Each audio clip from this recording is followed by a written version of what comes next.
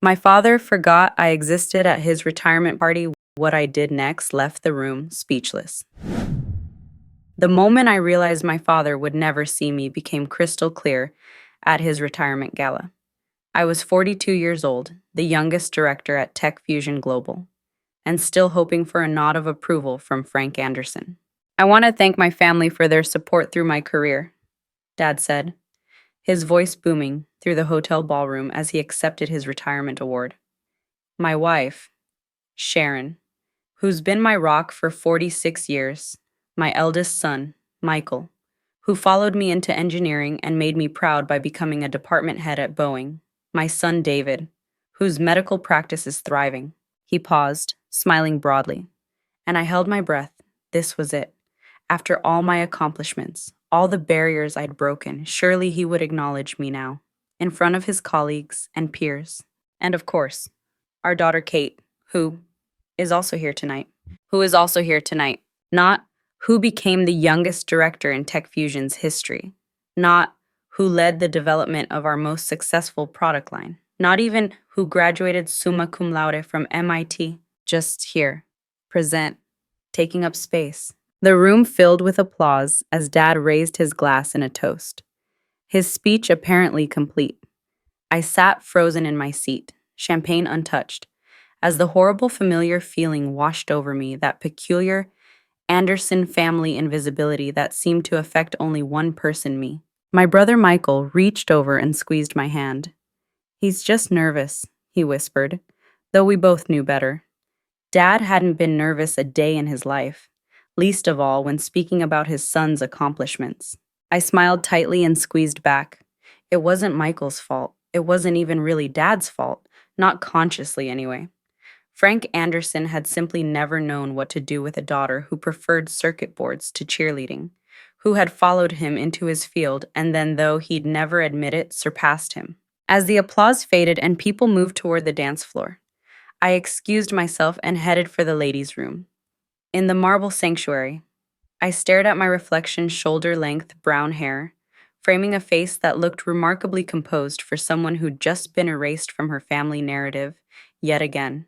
The bathroom door swung open, and Diane from marketing entered, adjusting her Spanx through her dress with the unself-consciousness of a woman who'd had 3 Cosmos. Kate, there you are. She patted her hair into place. Your dad's speech was so sweet, and your brothers seem great. They are, I agreed automatically. It must have been something, growing up with Frank Anderson as your father. All that brilliance, that She leaned towards the mirror, reapplying lipstick. You know, he showed me your brother's pictures 1,000 times over the years, but I don't think I ever knew he had a daughter until I met you at the Christmas party last year. Funny, right? She laughed like she'd said something charming, rather than confirming my lifelong suspicion that I was an afterthought, even in my father's workplace anecdotes. Hilarious, I said, reapplying my own lipstick with a steady hand that surprised me.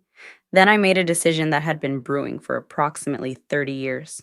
My name is Kate Anderson. I spent 4 decades trying to earn my father's approval and recognition. This is the story of how I finally stopped trying and what happened when I did. The Anderson house in suburban Chicago was a shrine to male achievement. My brother's trophies lined the den shelves. Football, debate, science fairs. Their diplomas hung in ornate frames in Dad's study. Family photos featured Michael's graduation from engineering school, David receiving his medical degree, both brothers with arms around Dad at sports events and fishing trips. Evidence of my existence was notably scarcer. My academic awards, and there were many, sat in a box in my childhood bedroom closet. My MIT diploma hung in my own apartment, never requested for the study wall. The rare photos of me and Dad showed a progression, a delighted toddler on her father's shoulders, an increasingly serious girl trying to engage his attention, and finally, an accomplished woman standing slightly apart from the family group. It hadn't always been this way. When I was very young, Dad and I had connected over his work. I was the child who wanted to know how things operated, who would sit beside him as he tinkered with radios and early computers. My little engineer, he'd called me then, a nickname that disappeared around the time I turned 12, and it became clear that my interest wasn't just a cute phase. Dad was a product of his generation, born in the 1940s, raised in the 50s, and established in his career by the 1970s. In his world, engineering was a man's field. Doctors were men. The few women who entered these spheres were anomalies, temporary visitors who would eventually retreat to more appropriate feminine pursuits. When I announced my intention to study electrical engineering, Dad smiled indulgently. That's a tough field. Katie girl, lots of math. Maybe you'd enjoy something more creative. When I was accepted to MIT, his alma mater, with a merit scholarship, his response was, "Well, that's a surprise. Good for you, honey." When Michael got into the University of Illinois engineering program 2 years later with grades that didn't touch mine, Dad took out a full-page congratulatory ad in the local paper. The pattern continued throughout my career. Each achievement, my master's degree, my first patent, my rapid promotions at Tech Fusion, was met with polite acknowledgement at best. Meanwhile, Michael's job changes and David's clinic expansions were cause for celebration dinners and proud announcements to everyone in Dad's considerable network. My mother tried to compensate in her quiet way. "Your father's just more comfortable with the boy," she'd say, "and it doesn't mean he's not proud of you." But it did, and we all knew it. I dealt with it by becoming even more accomplished. If one patent didn't impress him, perhaps 5 would. If being team lead didn't register, perhaps becoming a director would. Each promotion, each success, was another attempt to finally cross the invisible threshold where Frank Anderson would see his daughter as clearly as he saw his sons. By the time I reached my late 30s, I'd mostly stopped trying, at least consciously. I'd built a good life in Seattle, 3,000 miles from Chicago. I had a career I loved, friends who valued me, and even a brief marriage that, while it didn't last, had shown me I was worthy of love and respect. But when Dad announced his retirement at 72, something in me reverted to that approval-seeking daughter. I flew home for the planning meetings, offered to help Mom with the arrangements, and invested in a designer dress that cost more than my first car. Some childish part of me thought, this time will be different. He's retiring. He's reflecting on his legacy. Surely now he'll see me. Which brings us back to the ladies' room, where I was staring at my reflection and realizing with stunning clarity that nothing would ever change unless I changed it. In my purse was a letter, or rather, a series of letters written over decades but never sent. It had started as a school assignment when I was 11. Write a letter to someone you admire. Most kids chose celebrities or athletes. I chose my increasingly distant father. Dear Dad, I admire how smart you are and how you can fix anything. I want to be just like you when I grow up. I wish we still built radios together like we used to. What did I do wrong? Love, Kate. I never turned it in. Instead, it became the first entry in a lifelong correspondence that existed only in a folder on my computer, printed once a year and added to a growing stack in my desk drawer. Whenever Dad's dismissal cut particularly deep, I'd open a document and write what I couldn't say. Dad, I got the highest score in the state on the math placement exam. Mrs. Juarez says I could get into any university I want. I thought you'd be proud. But when I told you at dinner, you just asked Michael to pass the potatoes. Do you know I exist? Kate, 16. Dad, I graduated today, summa cum laude from MIT, your alma mater. You kept telling people Michael is the engineer in the family at the reception. It was like I was invisible in my own graduation gown.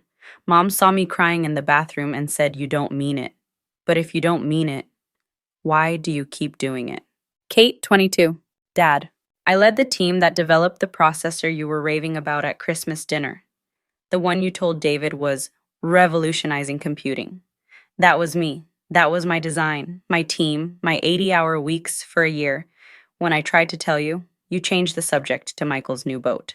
Kate, 31. Dad, I'm up for director now, youngest ever at Tech Fusion. I stopped telling you about my promotions after the last time, when you said, "That's nice, Katie girl," and immediately called Michael to celebrate his lateral move to a new department. But I thought you should know. even if only I will read this. Kate, 38. There were dozens more every milestone, every disappointment, every time I needed my father to see me and he looked right through me.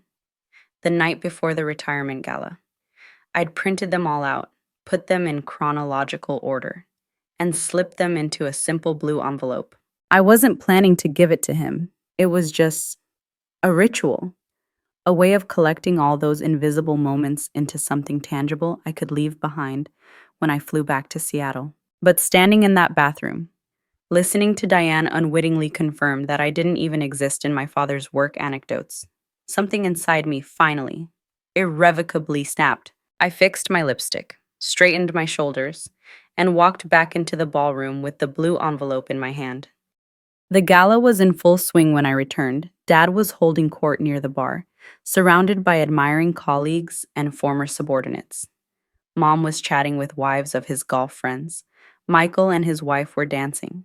David was showing photos of his kids to anyone who would look. A normal Anderson family gathering, with each member playing their assigned role. Except this time, I was about to rewrite my part. I approached Dad's circle, waiting at the edge until he noticed me. It took longer than it should have. Katie? There you are. Jim was just asking about the Patterson contract. You worked on that, didn't you? Some of the initial coding or something? I had designed the entire system architecture and led the team that secured the multi-million-dollar deal. But sure, some of the initial coding was technically accurate in the broadest possible sense. Actually, Dad, could I speak with you for a moment, privately? He looked surprised I rarely requested his attention, but nodded, excusing himself from the group. We stepped away toward a quieter corner of the room.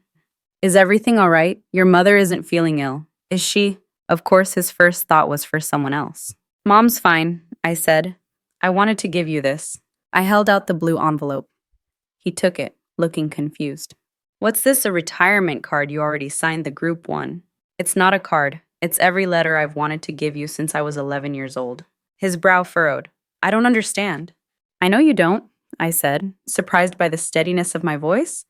That's why I'm giving it to you. I've spent my entire life trying to be seen by you, Dad, trying to make you proud, trying to matter as much as Michael and David.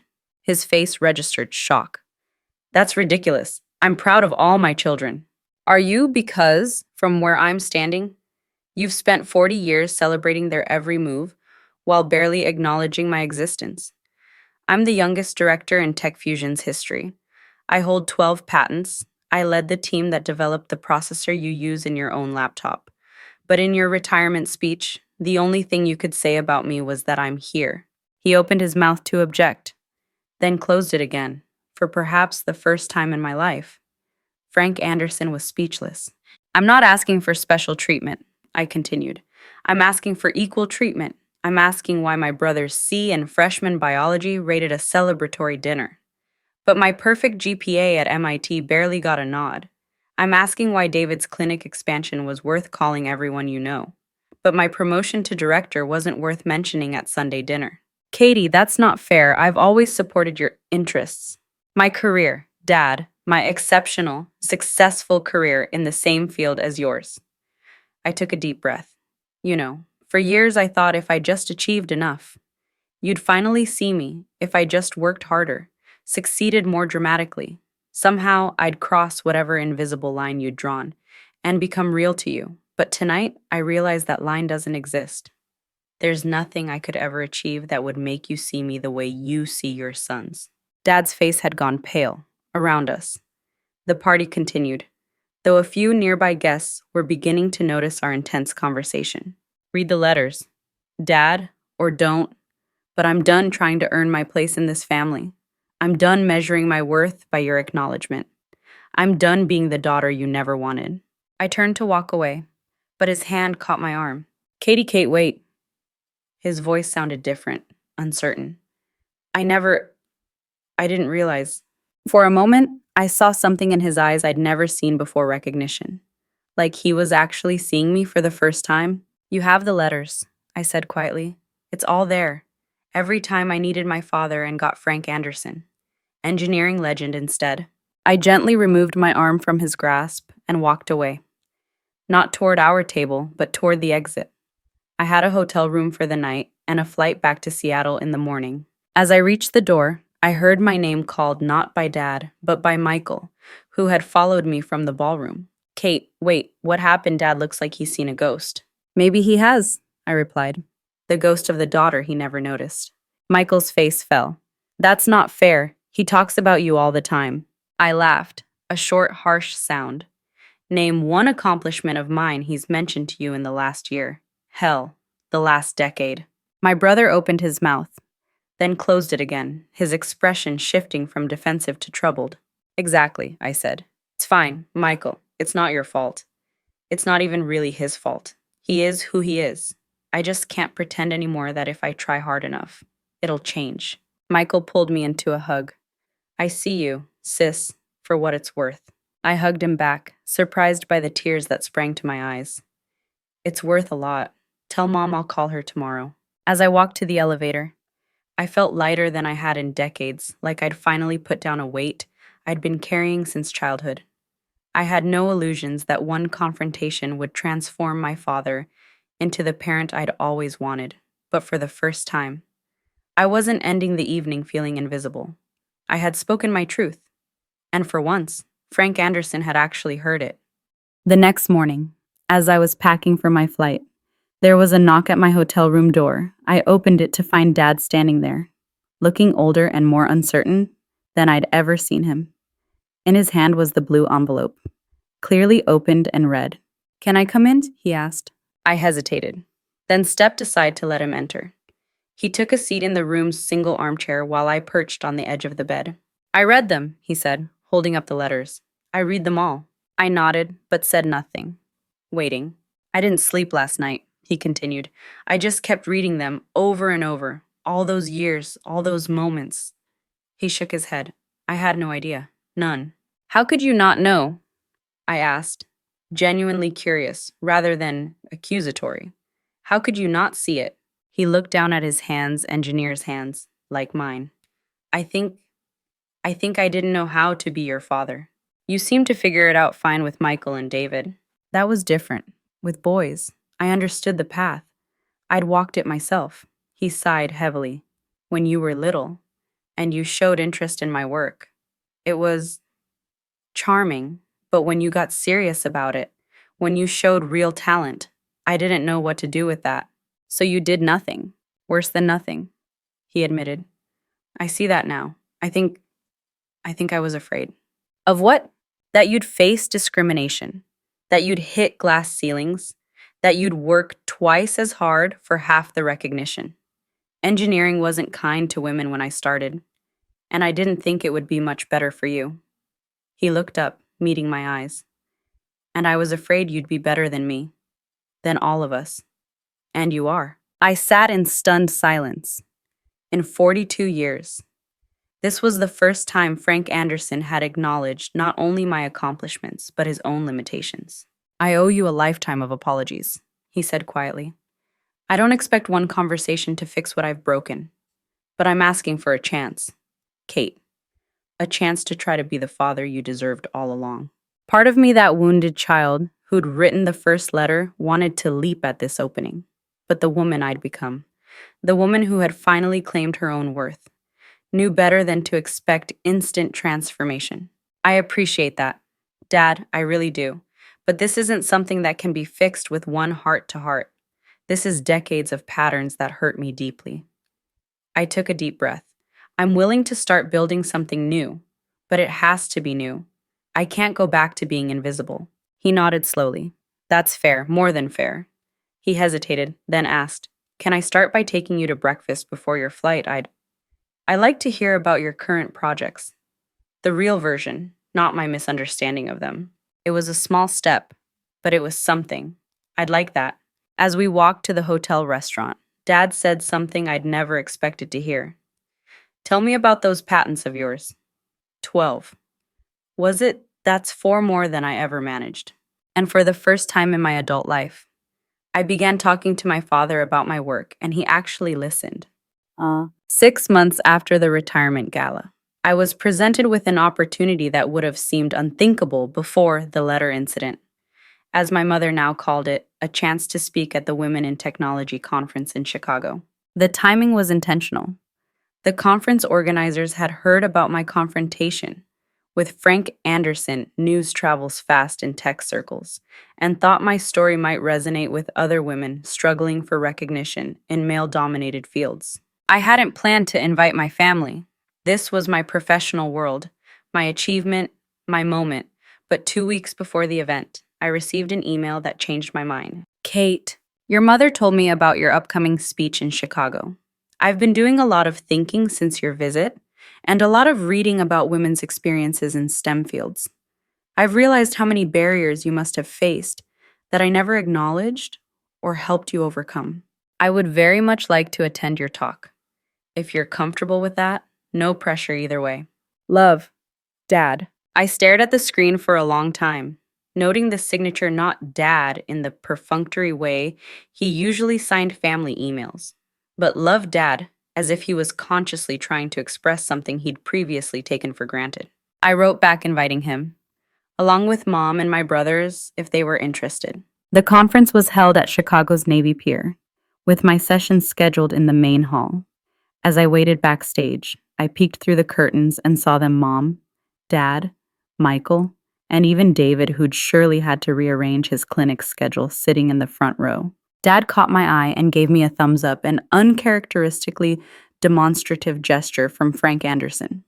I smiled nervously back. When I was introduced and walked onto the stage, the applause was substantial. I'd developed a solid reputation in the industry over the years, but no applause meant more to me than the enthusiastic clapping coming from that front row.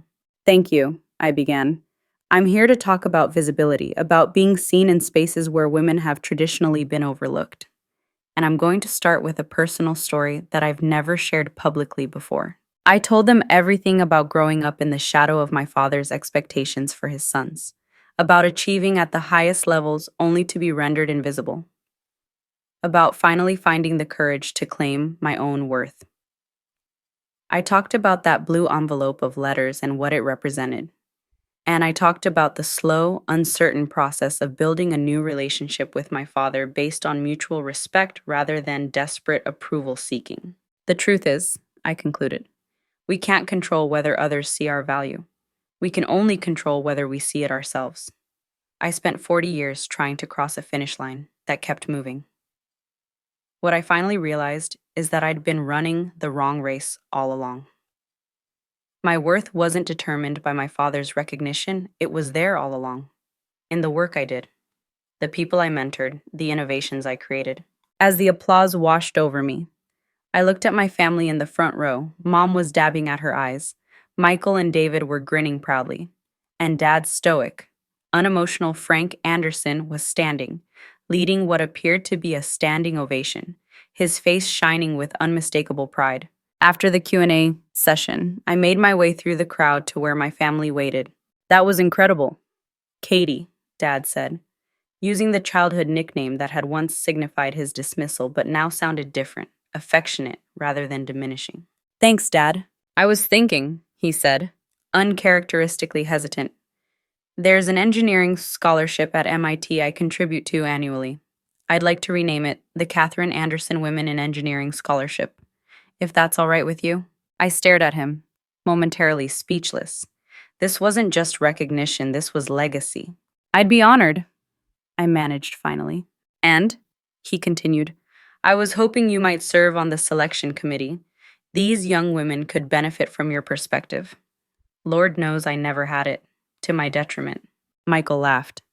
Is this Frank Anderson admitting he doesn't know everything? Call the newspapers? Dad actually smiled at the gentle ribbing. Your sister has taught me I have a lot to learn. Better late than never, I hope.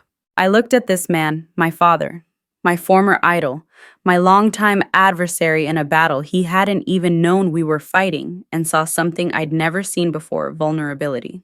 Frank Anderson was trying, really trying, to see me clearly and to be seen in return.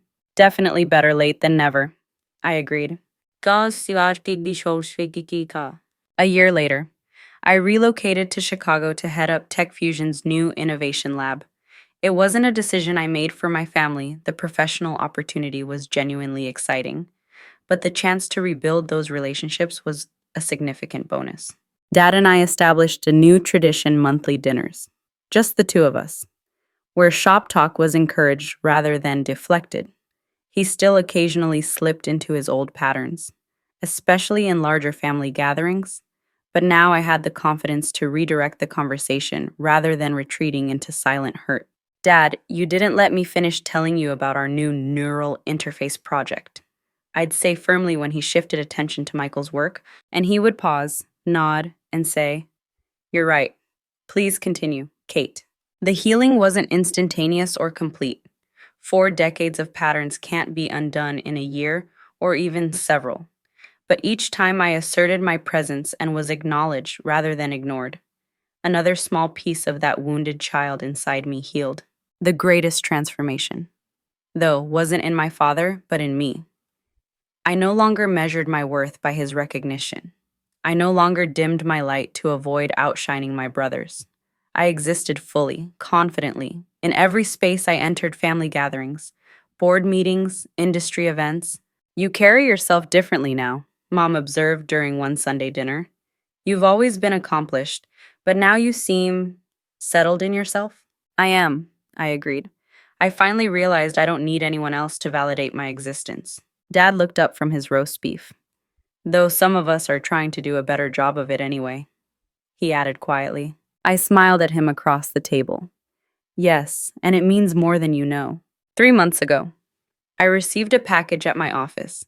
Inside was a framed article, a profile of me in Tech Innovator magazine, highlighting my career achievements and my newer advocacy work for women in STEM. The note attached simply read, "This should have been on my office wall decades ago. It's never too late to start getting things right. Love, Dad." It now hangs in my office, not because I need my father's recognition to validate my accomplishments, but because it represents something I once thought impossible: Frank Anderson finally seeing his daughter clearly, not as an appendage to his sons, not as a disappointment or a curiosity, but as exactly who she is: brilliant, accomplished, and worthy in her own right. My name is Kate Anderson. For 40 years, I tried to cross an impossible threshold of paternal approval. Now I know the only approval that truly matters is my own. But I've discovered that once you genuinely claim your own worth, others often find it easier to see it too, even fathers who've spent a lifetime looking the wrong way.